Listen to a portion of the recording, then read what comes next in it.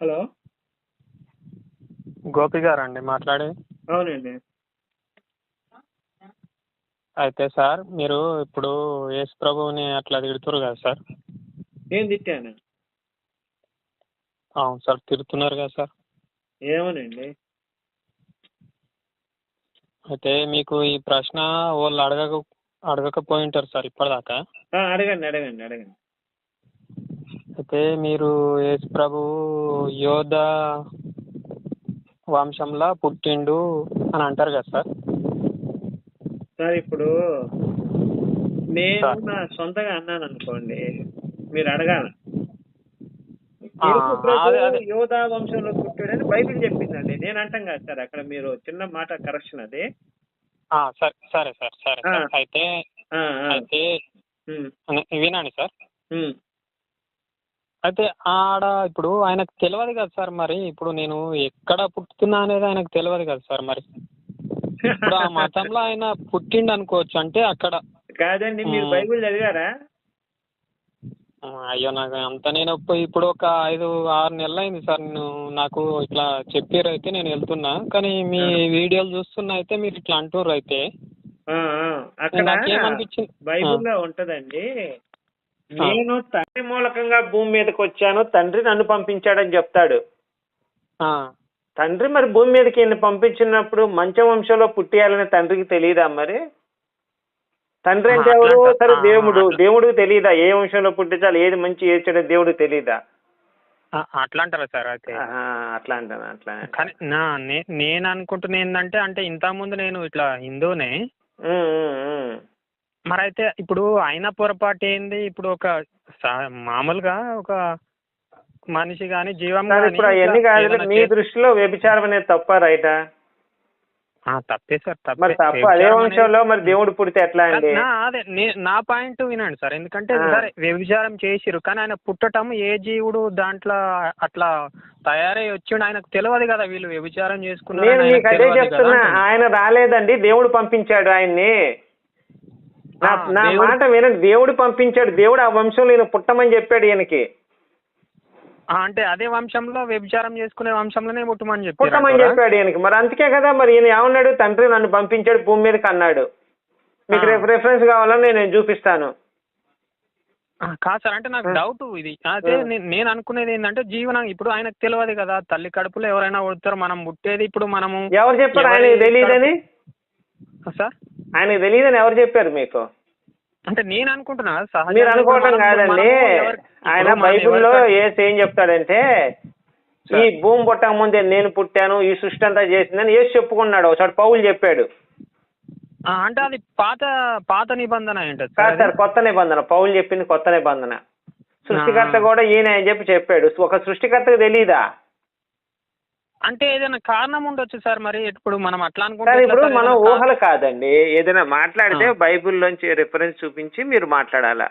మీరు ఊహలు చెప్పుకున్నారు అనుకోండి, మీ ఊహలకు నేను సమాధానం చెప్పలేను కదా. అంటే నేను అట్లా అనట్లేదు. కానీ ఇప్పుడు మనం సహజంగా పుట్టేది ఏంటంటే, మనం పుట్టేది ఎవరి కడుపున పుడతాం అనేది అది మానవులు సార్. మనం మానవులు. అక్కడ యేసు మానవుడు కాదు కదా, దేవుడు. ఆయన్ని పంపించింది కూడా దేవుడే బైబిల్ ప్రకారం. నా ప్రకారం అసలు యేసు దేవుడు కాదులేండి, మనిషిగా కూడా పనికిరాడు. బైబిల్ ప్రకారం ఆయన భూమి మీదకి పంపించింది తండ్రి. ఓకేనా? అంటే దేవుడు పంపించిండు ఆయన్ని భూమి మీదకి. మరి దేవుడు పంపించేటప్పుడు ఎవరు వంశంలో పుట్టాలి, ఎవడు గర్భంలో పుట్టాలి మొత్తం ఆయనే చూస్తాడుగా. చూశాడు, ఆయనే చూశాడు. అది కూడా ఉంది రెఫరెన్స్, అది కూడా ఉంది. ఆయన్ని భూమి మీదకి ఎవరు పంపించారు, అసలు ఆయన ఎందుకు వచ్చాడు భూమి మీదకి, అవన్నీ కూడా ఉన్నాయి.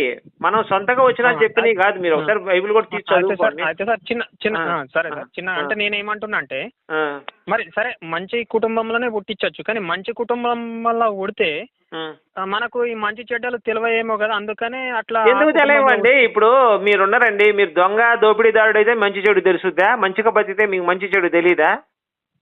ఆలోచించండి. ఇప్పుడు మీరు దొంగతనం, ఇప్పుడు మీ దొంగ గురించి తెలుసుకోవాలంటే దొంగతనం చేసి బతకాలా? అవసరం లేదుగా. ఇప్పుడు మీకు వ్యభిచారం తెలీదు అంటే వెళ్ళి 100 రూపాయలు ఇచ్చి చేస్తే తెలుసుద్దా వ్యభిచారం అంటే ఏంటో? మంచి సార్ మంచి తెలుసుకోవడానికి ప్రయత్నం చేయాలి, కానీ చెడు తెలుసుకొని దాని గురించి నేను నేర్చుకుంటాను మాత్రం తప్పండి. అది మీ అభిప్రాయం మార్చుకోండి ఇప్పుడు.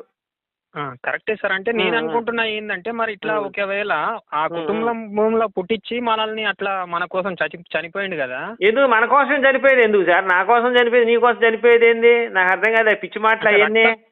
ఇప్పుడు అట్లా కాదు సార్, రక్తం చిందించండి కదా మన ఏంది? ఏ రక్తం చిందించాడండి? మన కోసం రక్తం చిందించింది అల్లూరు సీతారామరాజు, భగత్ సింగ్ చిందించాడు. ఈయన ఎందుకు చిందించాడు రక్తం? మన దేశం కోసం అల్లూరు సీతారామరాజు తన రక్తం చిందించాడు. భగత్ సింగ్, సుభాష్ చంద్రబోసు వీళ్ళందరూ కూడా మన దేశం కోసం మన కోసం శ్రమపడ్డారు వాళ్ళు. మన కోసం ఇప్పుడు అల్లూరు సీతారామరాజు ఉన్నాడండి. అటవీ ప్రజలు అటవీ ప్రాంతంలో ఉన్న ప్రజలందరూ కూడా న్యాయం చేయడానికి ఆయన యుద్ధం చేశాడు బ్రిటిషర్స్ తోటి. ఆయన తుపాకీతో కాల్చి చంపాడు. ఆయన రక్తం చిందించాడు. యేసు మన కోసం ఎక్కడ చచ్చిపోయాడు అసలు? ఎక్కడో ఇజ్రాయెల్ దేశంలో యూదులకు రాజు అన్నందుకు ఈయన కొట్టి చంపారండి. యూదులకు రాజు అనే అంశం మీద ఈయన కొట్టి చంపారు తప్ప వేరే అంశం కాదండి. మీరు గుర్తుపెట్టుకోవాల్సిన పాయింట్. కావాలంటే మీకు బైబిల్ నుంచి రెఫరెన్స్ చూపిస్తాను. యూదులకు రాజు అని చెప్పుకొని తిరిగాడు ఈయన. పిలాతు అడుగుతాడు, ఒరే బాబు నువ్వు యూదులకు రాజేంద్ర బాబు, నువ్వు ఎక్కడరా, నీవు ఏ ఊరు రా అని అడిగితే నాది ఇది కాదు పరలోకం అని చెబుతారు. అక్కడికి వెళ్ళి పిలాతు దగ్గరికి వెళ్ళి నిజంగా ఈయనే కనుక దేవుడు అయితే అరే ఈ దేశం నేను ఈ పుష్టి చేసింది అని పిలాతు ఎందుకు చెప్పలేకపోయాడు? నాకు ఒక డౌట్ సార్. అంటే ఇప్పుడు ఏదైతే ఇప్పుడు ఈ యుద్ధం జరుగుతుందో ఇప్పుడు ఆడ ఇజ్రాయెల్ అంటారు కదా, ఇజ్రాయెల్ పాలస్తీనా అది ఒకటేనండి. ఒకటేనండి. అంటే చెప్పలే మరి మా పాస్టర్ అయితే ఇది ఏందని నాకు అదే అంటే ఇట్లా చూస్తున్నా. నాకు నేను కూడా ఒక ఎందుకు సార్ చర్చికి వెళ్ళారనుకోండి ఆడవాళ్ళు జీవితాలు నాశనం అయిపోతాయి. పాస్టర్లు రేపులు చేస్తున్నారు ఆడవాళ్ళు. నేను ఈ మొబైల్ కొని ఒక సంవత్సరం అయింది సార్. అయితే నాకు ఇదంతా తెలియదు. అయితే మరి కరెక్టే మరి ఆ యుద్ధం జరుగుతుంది కదా ఆడ. అంటే ఇప్పుడు ఆ ఇజ్రాయేలీలు ఇప్పుడు మీరు అంటే పుట్టిన ఇజ్రాయెల్ అంతా ఒకటే కాదనుకుంటా సార్. మరి అదైతే మరి వీళ్ళు అరే మీరు ఏం మాట్లాడుతున్నారండి మీరు? నేను ఒకటే అంటే మీరు కాదండి, నేనేం చెప్తాను దానికి? మీ జుట్టు నల్లగా ఉందన్నా మీరు కాదన్నారు, నేనేం చెప్తాను దానికి సమాధానం? మరి అట్లా కాదు సార్. ఇప్పుడు మరి అంతా ఇప్పుడు ఈ అమెరికాలో మరి వీళ్ళు ఎట్లా నమ్ముతున్నారు సార్? నాకు అర్థం కాదు. సార్ మీరు అడిగితే నేనేం చెప్తాను చెప్పండి. కాదు సార్, అంటే మీరు ఇట్లా వీడియోలు పెడతారు కదా సార్, మీరు మరి ఎట్లా పెడుతురు? మీరు ఏ కారణంతో పెడుతురు మరి అట్లా? అదే మీ ఫోటోలంతా నిజం తెలుసుకొని ఆ క్రిస్టియానిటీ నమ్మద్దని.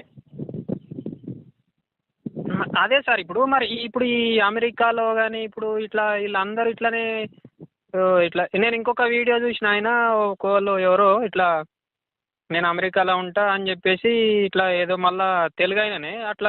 మీరు అడిగే ప్రశ్న కొంచెం క్లారిటీగా అడగండి సార్, తెలిస్తే చెప్తాను నేను.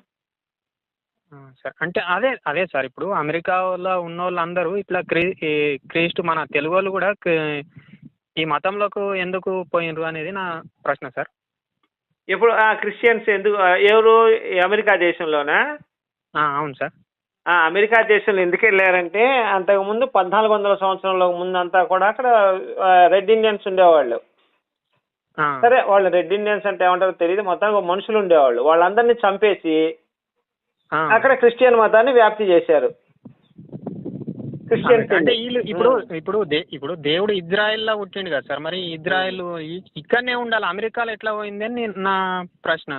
అక్కడికి చంపేశారండి. అక్కడ ఉన్న పాత ఇండియా వాళ్ళు ఉండేవాళ్ళు అమెరికన్స్, పాత అమెరికన్స్ వాళ్ళందరినీ చంపేసి అక్కడ క్రైస్తవ మతాన్ని వీళ్ళు స్థాపించారు. అంటే ఎవరు పోయినారు సార్ ఇక్కడ నుంచి? ఇజ్రాయెల్ నుంచి పోయినారు అక్కడికి? మరి ఎక్కడి నుంచి వచ్చారో నాకు తెలియదండి. ఆ చరిత్ర నేను చదవాలి, అంత పర్ఫెక్ట్ ఐడియా లేదు సార్. అదే సార్ నా డౌట్. మరి అదే నా డౌట్ ఏంటంటే ఇప్పుడు చాలా అంటే నేను కనుక్కున్నది ఏంటంటే చాలా దేశాల్లో ఈ క్రిస్టియానిటీ ఉందని. అయితే ఇజ్రాయెల్లో పుట్టిన ఆయన మరి అక్కడి వరకు ఎట్లా వ్యాప్తి చెందింది ఇది? అదే అక్కడ వాళ్ళందరినీ కూడా చంపేశారు. ఎవరు పోయి చంపారు సార్? అంటే మీరు ఒక నిమిషం లైన్ లో ఉండండి, నేను చెప్తాను మీకు. చెప్పండి సార్ ప్లీజ్.